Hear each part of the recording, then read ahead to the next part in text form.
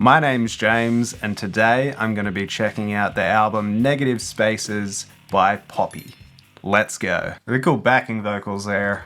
Production is really great. Oh yeah. Really interesting drum beat that it's got the pulsing, but it's also got that sort of shuffle feel. It's really got that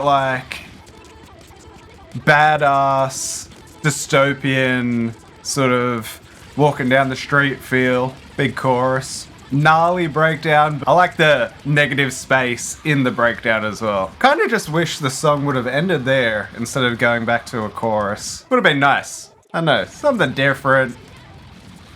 It's a very safe opening song. Opening song for the album, Have You Had Enough? I think it was chosen very strategically. The fact that it is, a very simple song structure, very accessible is the word I was looking for. A very accessible song that gives you this sort of illusion, it's got the heavy backing, it's got some intenser moments that then lead up to the breakdown. Once it gets to the breakdown, then it's full smashing it in the face, heavy goodness.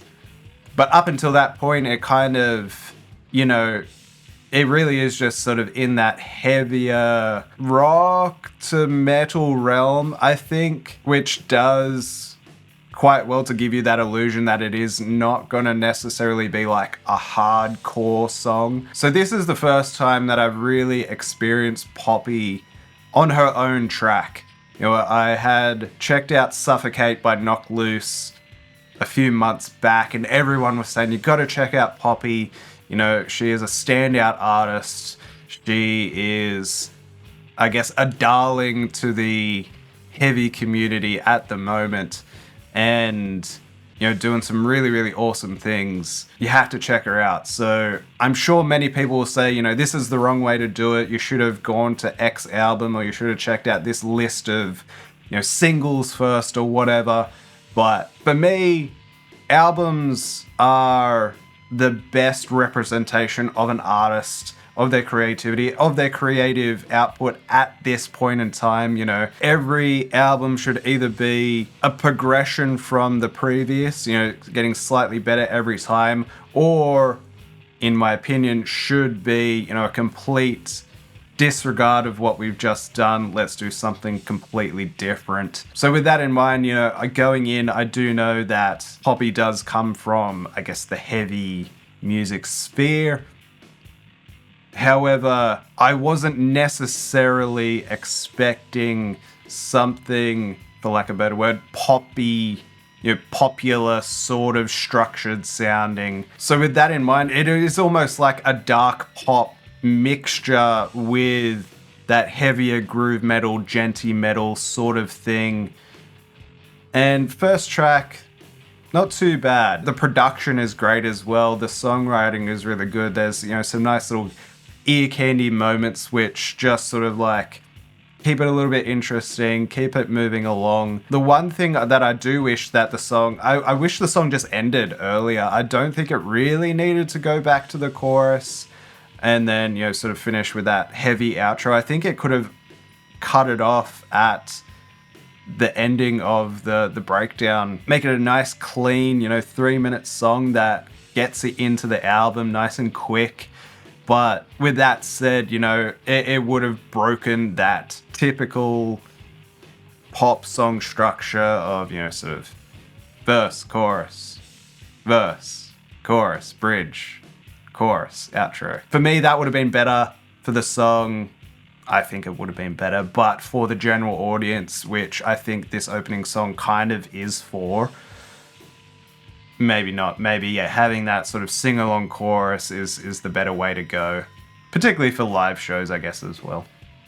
Alright, so now moving on to The Cost of Giving Up. Nice big punchy in the face intro.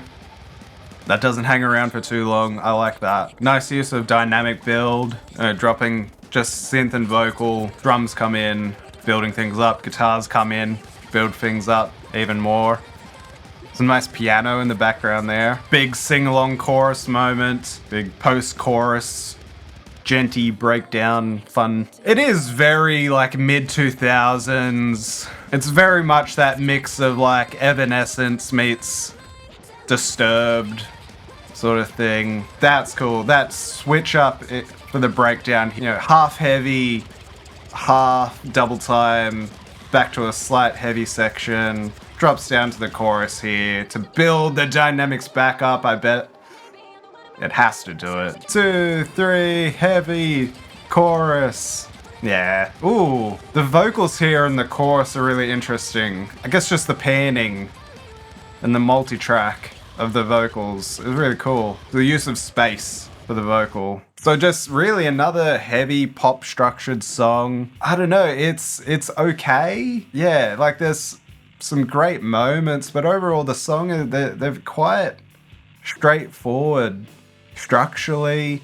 You know, there was that really nice moment in the breakdown that goes double time, but so far, you know, 2 songs in, I'm not calling it, but yeah, just very unimpressive, you know. It is just, yeah, sort of, again, just dark pop with that heavy, genty, groove metal sort of influence. I do really like, you know, and as I mentioned, the fact that this is my first true foray into Poppy's music. So I don't know if this is typical, but I do really like how low-tuned the guitars are. And what that does for Poppy's vocal is gives you that really great contrast between the super low-tuned guitars and her much higher register sort of singing vocal. But then as soon as she comes in with, you know, the heavy screams and yells, that's where it really locks in, and then it sort of comes apart in a really nice way for when the clean vocals come back in. It just gives you that, yeah, really, really good textural difference, which I like. All right, so next up is They're All Around Us. Very Doom Eternal soundtrack, particularly with the drums. It's intense. Ooh, that was nice in the chorus. That slight, you know, that one beat that just sort of dropped and then back in. This main riff, I really like that drop down there. Changes it up, so it's not just riff and drum smacking you in the face the entire time. Ugh. That was a really good, just like, everything's nice and light to melt your face off breakdown. So far, I've enjoyed the production of the album. You know, there's definitely been some straightforward, you know, heavy music tropes.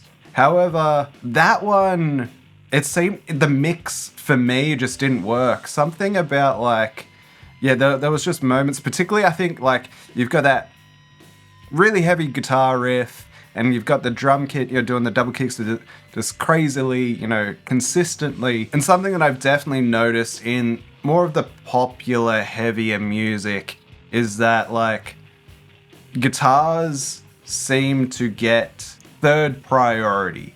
It seems to be like vocals right up in center, which, you know, most of the time that's how it should be. And then drums are next. And I don't know why this is, but yeah, I feel it's like the mix is vocals and drums forward, and then the guitars kind of just get lost for me in a lot of modern popular heavy music. And that's really what happened with this song, when the guitars I think should have been a bit louder and more prominent in the mix. They just really weren't. And maybe that is a case of like how low tuned the guitars are as well, because anytime that I've done similar, you know, low tuned guitars, it can be difficult getting that sort of like note value and the clarity out of the instrument because of how low tuned it is. And then because, you know, so like the drums most definitely either, you know, sample replace entirely or a bit of a mix of acoustic kit with some samples to reinforce. You know, you get this very consistent drum sound, which is awesome, but it also does overtake, particularly in this song so far. Again, structurally, we don't really get anything too out of the ordinary. It's, I guess, yeah, dynamically this song is a nice shift. However, you know, there is still that big singing chorus, which is fun. I really did like that sort of moment before the breakdown hits where it's like everything goes really nice and light and airy, and then as soon as the breakdown hits, it is much more impactful. So that was really good. I will say, you know, the lyrics so far for all three songs have been very reminiscent of two things. One, the lyrics from the band The Devil Wears Prada. I was a very, very big fan of them, particularly leading up to their Zombies EP, which for me, that is kind of like the peak of metalcore. But it also is very reminiscent of like anime music or music for anime shows and movies, where there's like this obvious hero's journey story being told. This one, I guess, not specifically hero's journey, but you know, there is a story being told, a narrative to follow along with. And it's sort of like, you know, Poppy's like the main character, but then there's sort of like this back and forth. I like that. It does lead me to believe that it would be a really good idea for myself to check out the music videos to see if that is sort of like played out on screen, if the music videos really dive deep into this story that's being told within the lyrics. Because I would hope so. I would hope so that, you know, like if you put all this effort into writing these songs that have quite apparent and strong story elements, that you would also do that for the music videos, you know. Play out those stories on screen to drive it home and really, you know, give the song what it deserves in that sense as well. So next up is Yesterday. This is nice, you know, it's got that obvious dark pop vibe, but it's got a bit of that sort of like, you know, retro wave sort of thing, new wave sort of thing, which is, it's nice, it's cool. It's good to have this like complete switch up at this point in the album. Which is interesting. I appreciate it. I appreciate not having another song that is just sort of face melting. Good to have some variety. Sleepy time.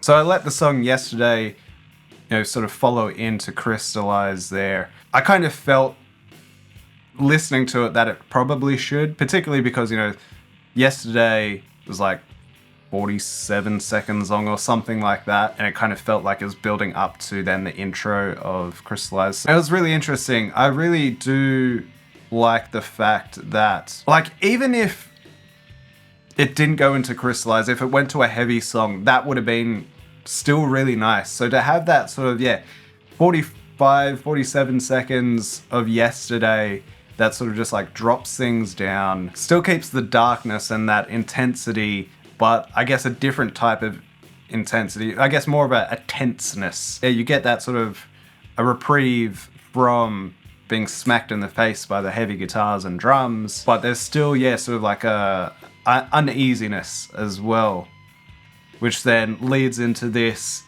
very dark pop sort of banger with Crystallize, which was cool. I really like that. That's probably, honestly, my favorite song so far. It's definitely got that sort of new wave sort of feel about it as well. And it's really interesting to, yeah, have like 3 songs build heaviness to then drop down to something a bit lighter, a bit funner, even though the lyrics are still quite story-driven and intense. So, you know, there's still some connecting tissue.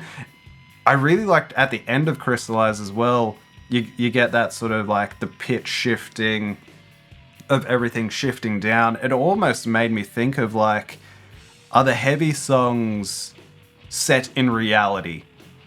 And then, you know, are these more softer, poppier synth songs like in a dream state? I don't know if that was the intention, but that's kind of what I got from it. It's almost like you get these 3 heavy songs that are happening within reality, and then you get at least, yeah, 2 songs so far, yeah, in like a dream state. Pretty cool. I liked it. I liked it, having something a bit different to switch it up. So next up is Vital. I do like that this song started off with the synths to sort of like help the transition between Crystallize to Vital. That was a good idea.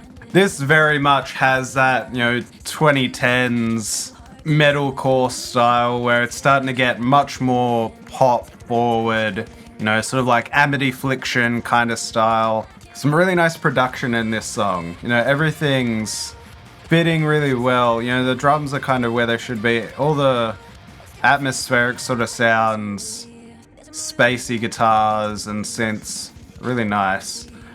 Interesting backing vocals as well, like weird pitch shift stuff. Cool. I will say I do still want the guitars louder though when the chorus kicks in. Again, it feels very vocal and drum forward. Lyrics in this one are kind of interesting, like the push-pull between, I don't know, but I have this like natural feeling that you are vital. Interesting, or this feeling is vital. This line here is, wow. What a way to leave like one of the best lines till the end. You lie to me so casually and I'm dying in denial. It still feels vital. Still feels vital. Damn. So everything about that song, I think the way that it transitioned from Crystallize into Vital, that was really, really good. I think the build of the song, structurally and the musical backing, the dynamics of how sort of each element really works is done quite really well. As I mentioned, I do still want the guitars louder, particularly for the chorus section. Yeah, it still feels very vocal drum forward, and then sort of the guitars almost feel more textural. The lyrics for that one though, I do want to say, I think there was too many lyrics. Like, it feels like, yeah, there should have been some stripping back of the lyrical content. However, some of the lines though, yeah, really were quite deep, quite dark, and quite interesting. Particularly, yeah, that last one, final chorus there before the outro hits, that was pretty brutal line. One of the best throughout the entire song, I think. I guess at this point, we're almost halfway through the album, and for me, it's sort of like, where does the album go? Because there's been some really great and really interesting moments that have taken us in different directions. So I guess that's one of the funnest things about this album so far, is that, yeah, you kind of don't really know what you're going to get next. If you're going to get punched in the face with some heavy, or if you're going to get taken to sort of ethereal dreamland. So I guess the only way to find out is to move on to the next song, which is Push Go. Definitely wasn't expecting this. Well, that's cool. I like it. Beat and the production on the beat is really good. I mean, you get those nice, like, reverbed out guitars in the back, which are really cool. But it's sort of like, where's the song going? Is it going to get super heavy? Interesting. Wow. Was not expecting like really heavy pop punk alt rock to then this like disco beat. This is getting up there for me. This might be my second favorite song of the album so far. It's very much got that heavy like dystopian sort of cyberpunk kind of thing, which is cool. And that sort of mixture of, yeah, the heavy groovy guitar tone with the electronic beat and everything. Yeah, it feels like this definitely should be in like cyberpunk or something like that. An action sequence of a silly sort of dystopian movie or TV show. I don't know. What a fun track. Like, I kind of wish that was earlier. Like, I want that track earlier in the run of songs. But yeah, interesting. I guess to put it there, like, is that opening up the second half of the vinyl, or is that, to finish off the first side? I guess, yeah, thinking in those terms of things when it comes to the track listing and physical print for vinyl, if that finishes off side A, that's really, really cool way to finish off, I think. Honestly, if this was an EP, like, that would be the perfect place to cut it. You've got 3 heavy songs that build in heaviness. You've then got these more poppier forward songs, and then you finish on that, which is like this really interesting combination of the heaviness and the dance side of stuff. That was awesome. I like that song. Really interesting, yeah. And like lyrically, it is very open to interpretation, I think. It definitely has that sort of thing going for it. It doesn't seem necessarily specific to anything. It feels like it could be very open to use case as well. Like as I was saying, definitely could be, yeah, in like a cyberpunk sort of thing, or any of that more sort of like light-hearted dystopian sort of themed, whether it's like TV or movie or game. That was cool. All right, moving on to Nothing. Yeah, and then if this opens up the B-side for the vinyl, what a way back to the heaviness. I'll have to have a look at the vinyl release to see if I'm right. The lyrics for this one are a little bit confusing because it seemed like it was going in one direction and then it pulled it back to more of a personal thing. Like the choruses don't seem to fit. Oh, there's yeah, sort of like, it feels like there needs to be a pre-chorus to gap the bridge. Nice big heavy breakdown. I will say, halfway through the album so far, there really hasn't been a standout breakdown. They've all been quite typical.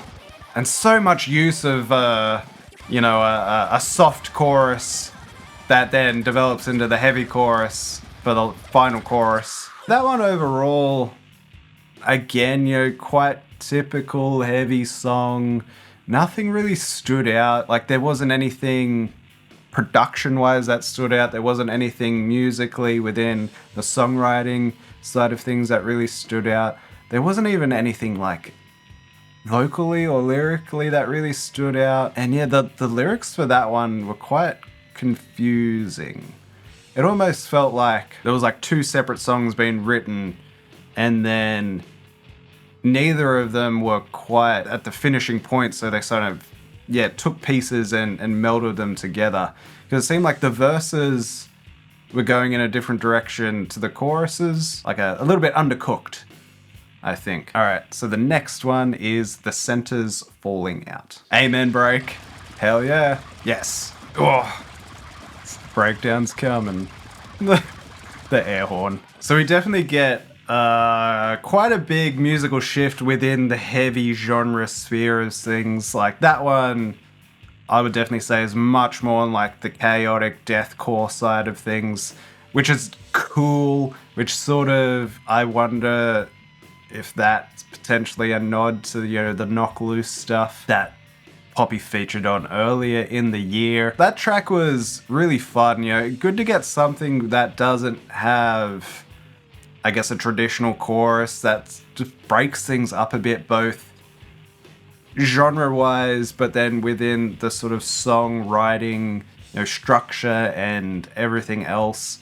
Really, really cool. Obviously, you have some fun tropes as well, which, I think if you're going to use a trope, make it fun. You have the big building to that breakdown, and then the fact that it goes to an even heavier breakdown at the end, which again is fun for me, maybe a little excessive. And I think lyrically that's kind of like pushing me towards the excessiveness. It kind of feels like the lyrics for that last breakdown again kind of felt not quite attached to the lyrics earlier in the song.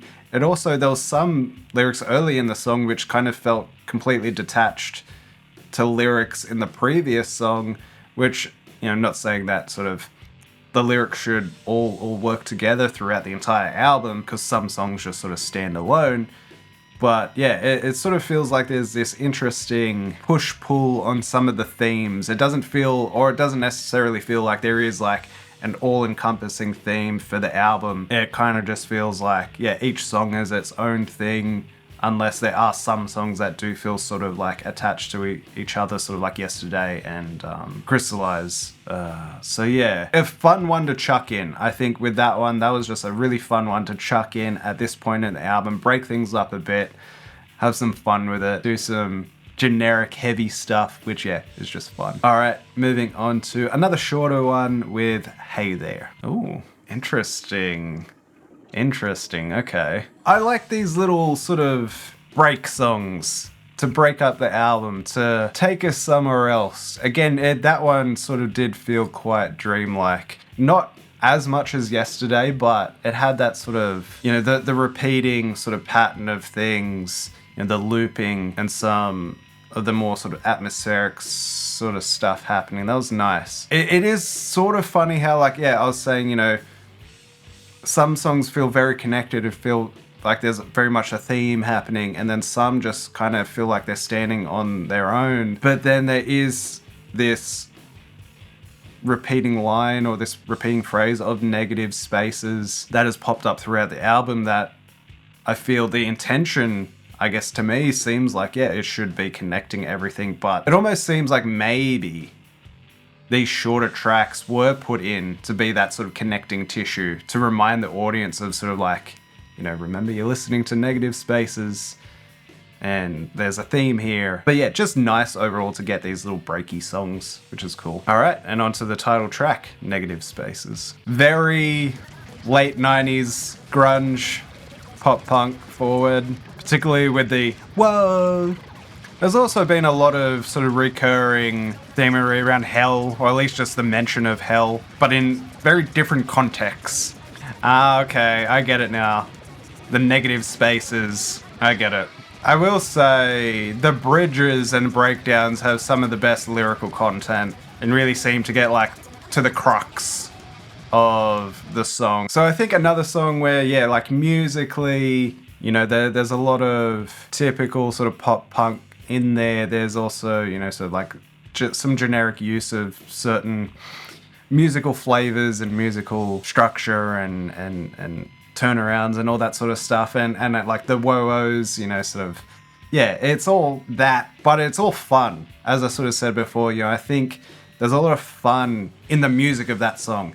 However, when it does come to the lyrical content, I kind of wish that song was much, much earlier in the album, because I think I had been looking at the idea of negative spaces completely differently up until this point. The negative spaces, from what I've sort of listened to and heard throughout that song, was that, the negative spaces are the online spaces, the echo chambers and all that sort of stuff, what the algorithm pulls to us and wants us to focus on, or what it thinks we enjoy focusing on because of what our watching or listening habits. Where I had been looking at it more negative spaces of physical spaces with negative space in it. And I think sort of the storytelling elements of previous songs kind of led me to that, looking at it that way. Whereas that song, I do also really like sort of the way it flipped as well at the end there. That's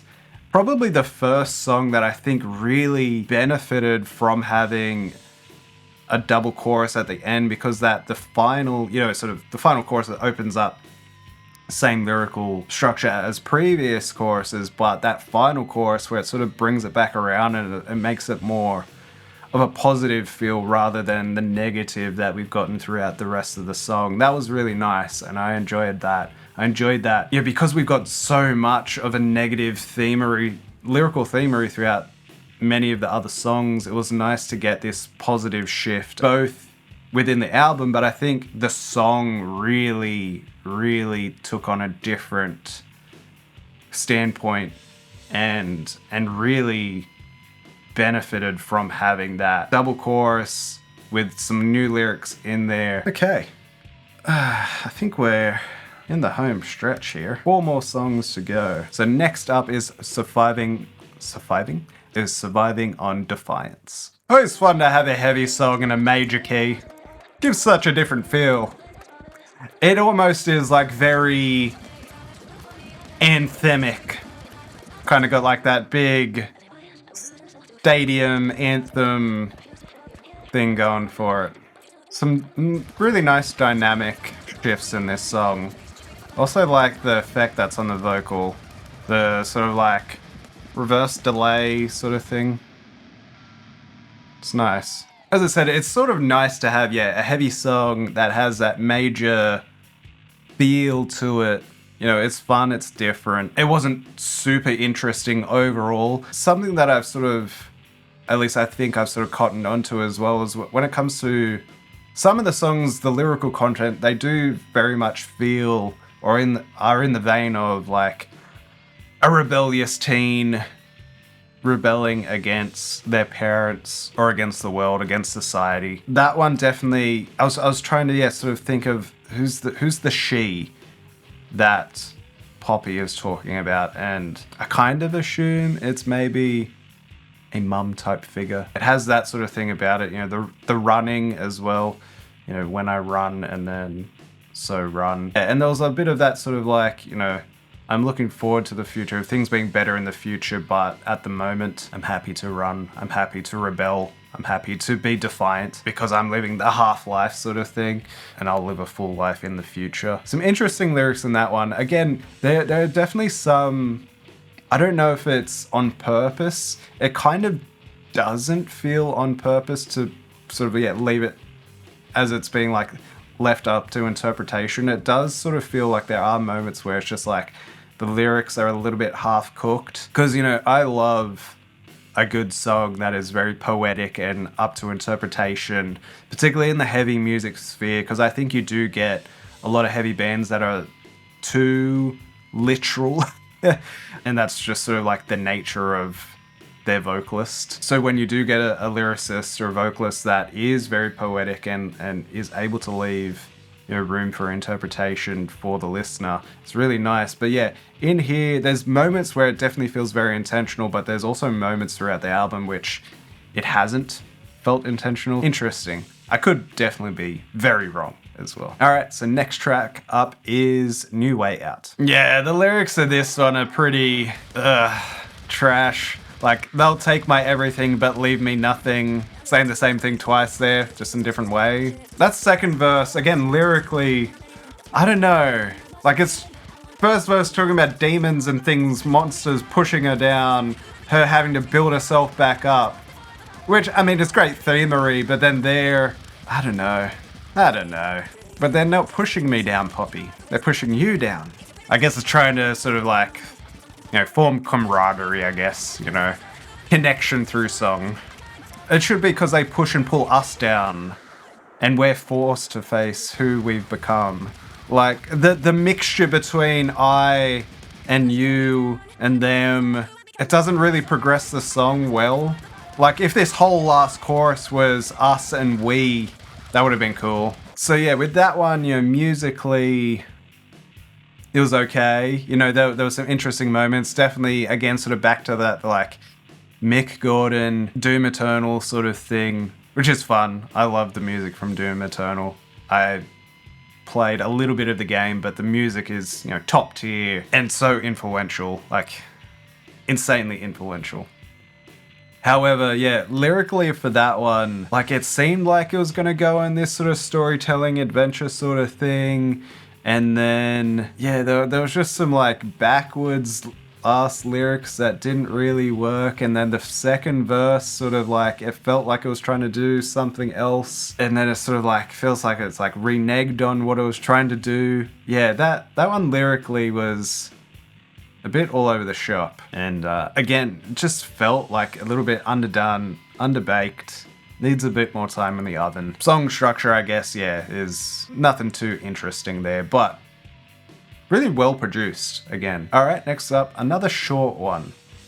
And I think this is the last shortest song for the album, so this one is Tomorrow. Interesting, almost like diary entry sort of thing as well with the shorter tracks. That one felt like it was going to lead quite well into Halo, the next song here, but then as soon as the guitar came in, I sort of paused it and went back and go, yeah, it felt like, it was building to something and then it like didn't quite go there. So I've just pulled it back. But yeah, I think for that one, I guess you had like Yesterday and now you have Tomorrow. So yeah, I think with some of the shorter tracks, those little breaky tracks, they do kind of feel like, as I sort of said, like dream-like or dream state-like, but also I think, yeah, particularly with that one, it felt very like diary entry, which is nice as well. But I guess, yeah, as I said, it feels like there was the intention to have like really strong theme throughout, but then it's getting lost here and there. Or realistically,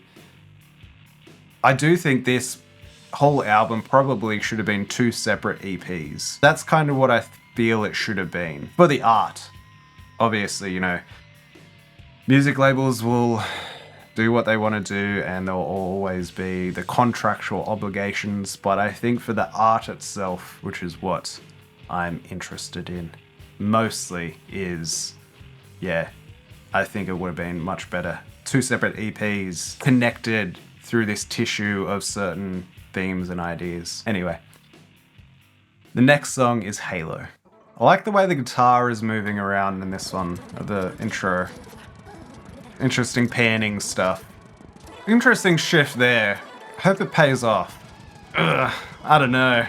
This is kind of what I was expecting before. A bigger payoff for the chorus. I guess the question is, does it work better having it come later? I think probably.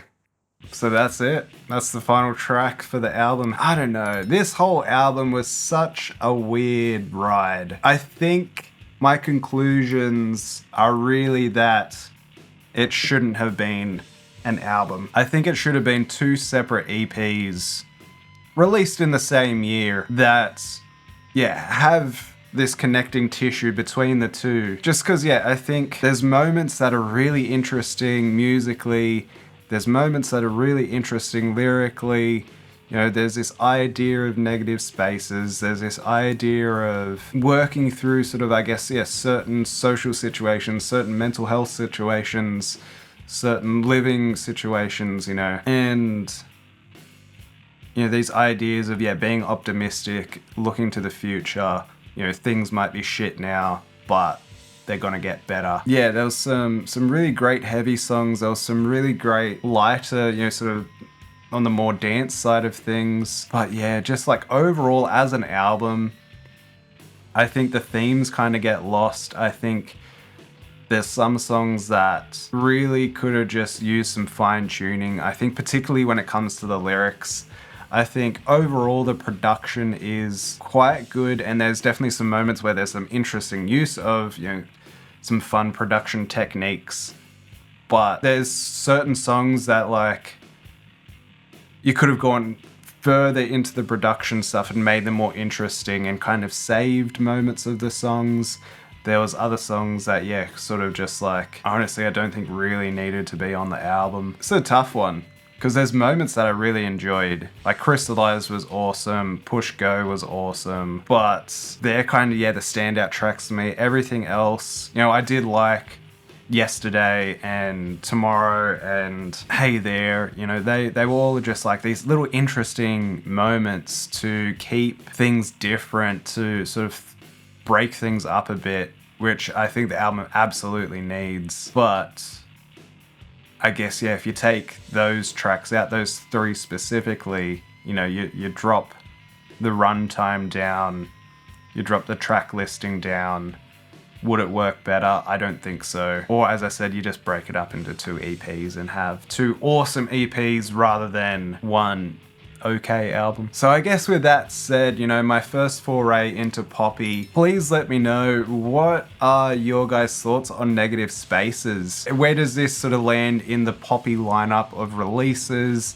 Is this a really good representation of Poppy's previous works, or are there better albums that I should check out? Or as I mentioned, you know, are the music videos, you know, the sort of thing to really sink into? Is that the way to go in the future with Poppy's stuff, to focus on the music videos, to deliver the best version of the art, the music? And let me know, what should I check out next in the comment section below. But if you enjoyed this video, be sure to subscribe to the channel and you'll catch me in the next one.